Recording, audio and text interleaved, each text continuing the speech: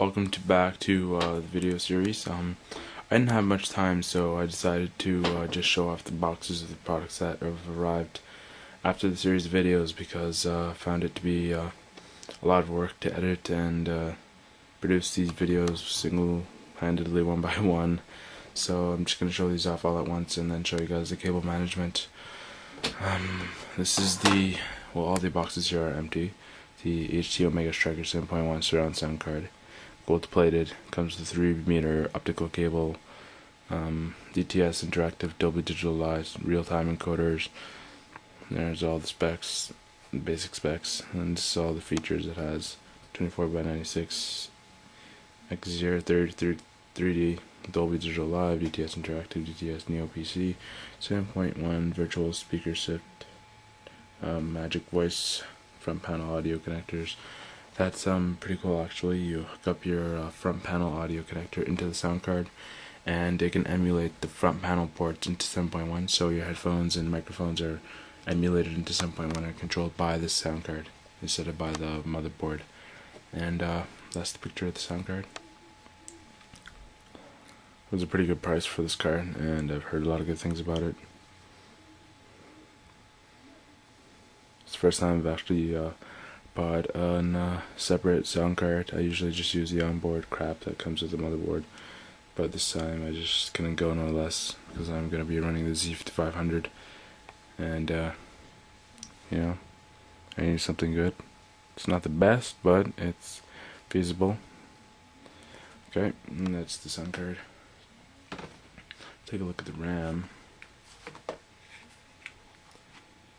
Where speed is G.Skill. Okay, this is the 4 gig pack. There's a little F1 car.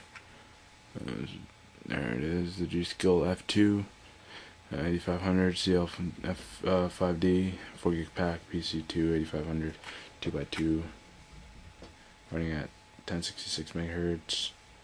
It's pretty good price. I got it on NCIX at a really good price. Their speed is, yeah, I've already used them. Dual channel, yeah. First time I'm using G.Skill. I used to use Samsung, really crappy, and Corsair, pretty good.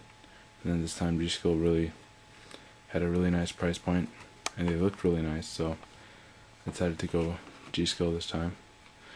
And something I've been waiting on for a while. Swiftech MCP655 12-volt computer pump.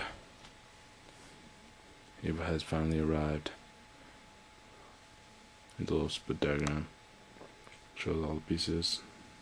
Rotation frame, neoprene pad, retaining screws, and so on.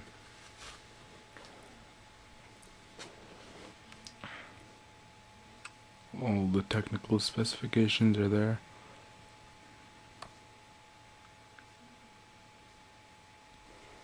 Maximum pressure is at 50 psi.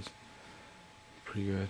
And that outlet runs off a universal 4-pin Deluxe.